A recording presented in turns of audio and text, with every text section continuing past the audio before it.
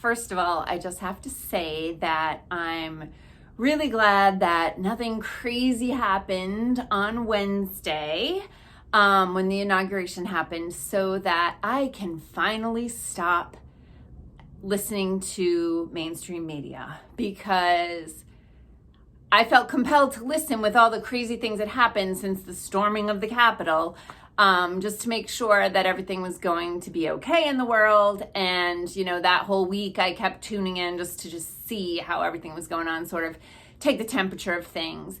And let me just say that I'm beyond thrilled that nothing happened and I can be done with that toxicity. So yeah, I got a little triggered again.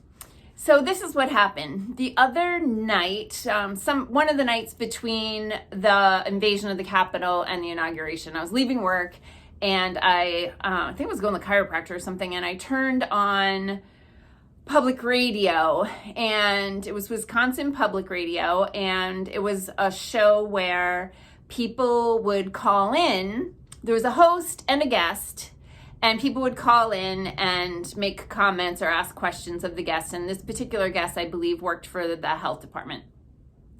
And so the question posed to the audience was along the lines of, what do you think the government should do with the federal funding for the next COVID relief money headed to the state of Wisconsin? So people called in with different things. So this one gentleman called in and very eloquently stated something along the lines of, I think some of the money should go to or toward an educational initiative to help people to understand the role of nutrition and lifestyle in health outcomes.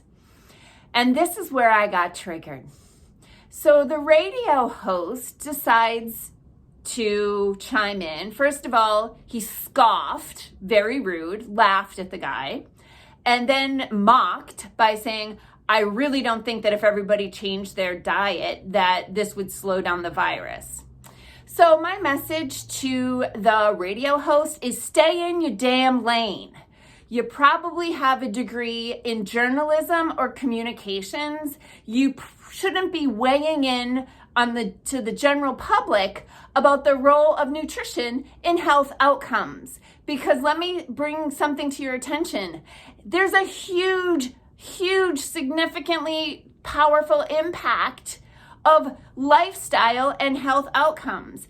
And in the year or so, roughly, that we've been going through this craziness, only twice have I heard anything come through the mainstream media to let people know that lifestyle and nutrition can play a role in health outcomes. So you look at the United States, when you look at the lists of civilized nations and health, we're at the bottom or near the bottom, depending on the category we have. There is no excuse for that with the level of education and medicine available to the world, to the country, because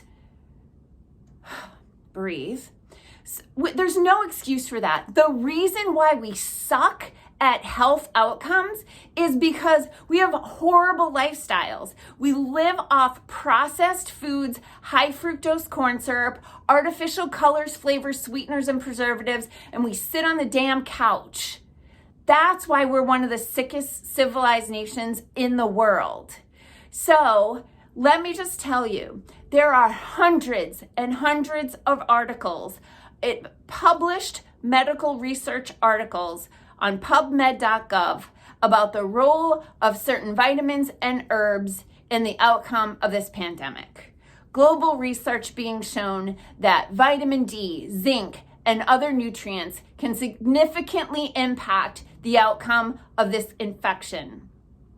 So if people went out and stopped drinking soda today, stopped eating a beige carbohydrate diet or an artificially colored, flavored, sweetened, or preserved diet, you would see tremendous transition in health outcomes. You know, the people in my world who live an extremely healthy lifestyle where they drink a lot of water, they eat brightly colored plants, they eat clean meats, healthy fats, they get exercise, these people aren't on any prescriptions. These people have amazing glowing skin. These people have energy. These people aren't depressed or anxious. Like, I just wanted to dope slap that radio host for supporting the narrative that nutrition and lifestyle have no role in health outcomes, because that's simply untrue. Stop believing that the only protection you have from this pandemic is a piece of cloth over your face or something injected into your body, because that's absolute BS. I'm Dr. Patty Barch. I'm a traditional naturopath and trained scientist, and I'm a little triggered today. I hope you have a healthy day.